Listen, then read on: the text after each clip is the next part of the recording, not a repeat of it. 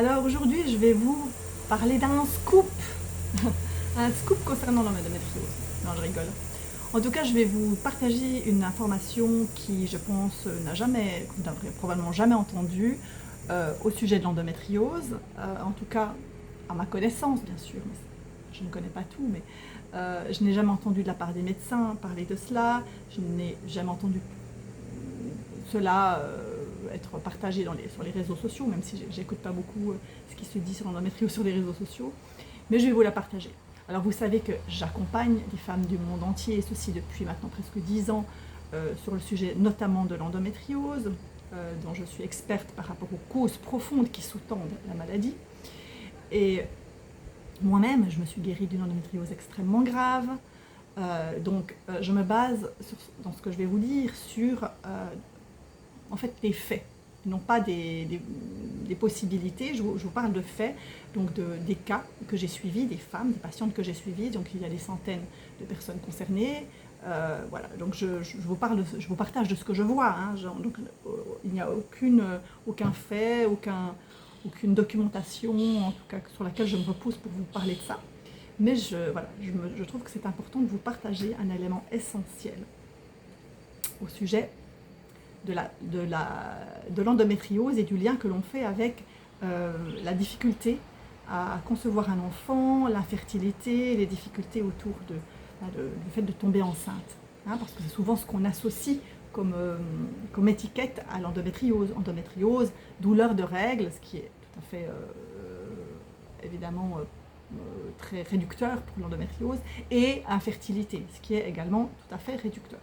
Alors, moi, ce que je vais vous dire, c'est que, à nouveau, dans mon constat, l'endométriose, certes, peut être accompagnée de difficultés à enfanter, c'est vrai, ça peut arriver. Mais, donc on pourrait parler d'infertilité, mais l'endométriose est également liée à de l'hyperfertilité. Eh oui, alors ça... C'est étonnant, c'est un fait que j'ai découvert au travers de mes accompagnements, parce qu'évidemment avant je ne le savais pas, mais ça c'est vraiment les femmes que j'accompagne qui m'ont apporté cela, donc de nombreux cas. Alors ce n'est pas la majorité, mais il y a des cas extrêmement intéressants de femmes qui en fait sont extrêmement fertiles, au-delà de ce qu'on pourrait imaginer. Mais attention, je vais justement clarifier mon propos. Donc il y a des femmes qui tombent enceintes sans arrêt, mais d'une manière extrêmement surprenante. Une femme sans endométriose tombe rarement aussi souvent enceinte, même des femmes qui ont plus de 40 ans, qui ont de l'endométriose, qui tombent sans arrêt enceinte. Oui, ça arrive, et c'est extrêmement étonnant.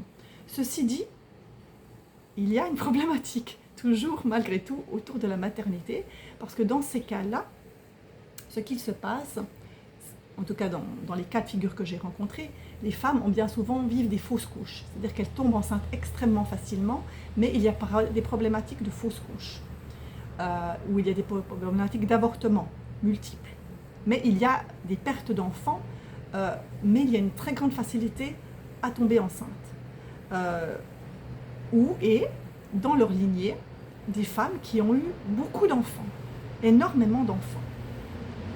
Donc il y a vraiment cette thématique de j'ai énormément d'enfants. Moi j'ai des femmes qui viennent soit de lignées où il y a eu des femmes qui avaient tellement d'enfants qu'elles n'en pouvaient plus, ou elles-mêmes ont 3, 4 enfants, voilà, et encore ont vécu des avortements ou des fausses couches ensuite. Ou des femmes qui simplement essayent de tomber enceintes, et elles tombent enceintes pratiquement tous les mois, mais avec ensuite une fausse couche.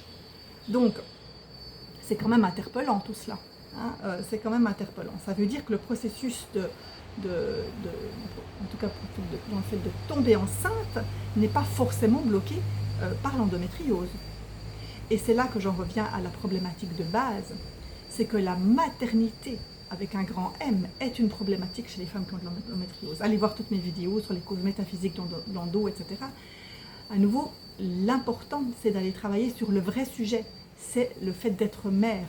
Parce que, quels que soient les cas de figure, il y a une difficulté, soit à tomber enceinte, soit à être mère, ensuite à le vivre de manière non sacrificielle, apaisée. Il y a toutes des mémoires qui sont véhiculées dans la famille, c'est-à-dire que dans le transgénérationnel, s'il y a une femme qui qui a été hyper fertile.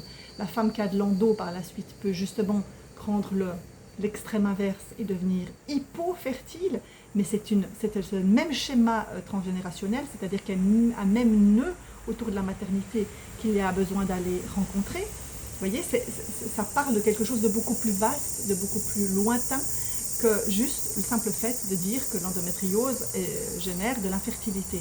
Et je trouve que c'est vraiment nécessaire de vous le rappeler. À nouveau, tous les cas de figure sont possibles, mais il est important de ne pas coller à une étiquette. Endométriose n'est pas égale à infertilité.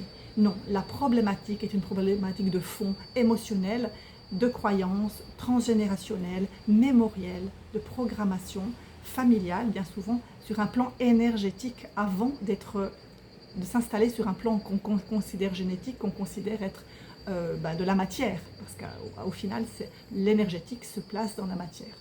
Donc voilà ce que je voulais vous partager, parce que c'est quand même important de le savoir, et c'est un fait qui existe, donc ce n'est pas un mythe. Voilà, donc l'endométriose, en d'autres termes, n'est pas forcément synonyme d'infertilité, bien au contraire, puisqu'elle peut être synonyme d'hyperfertilité, avec des problématiques qui vont avec. Voilà. Voilà, c'est ce que j'avais envie de vous partager pour le petit scoop, pour déconstruire une croyance de plus autour de cette maladie. Je vous embrasse, namasté.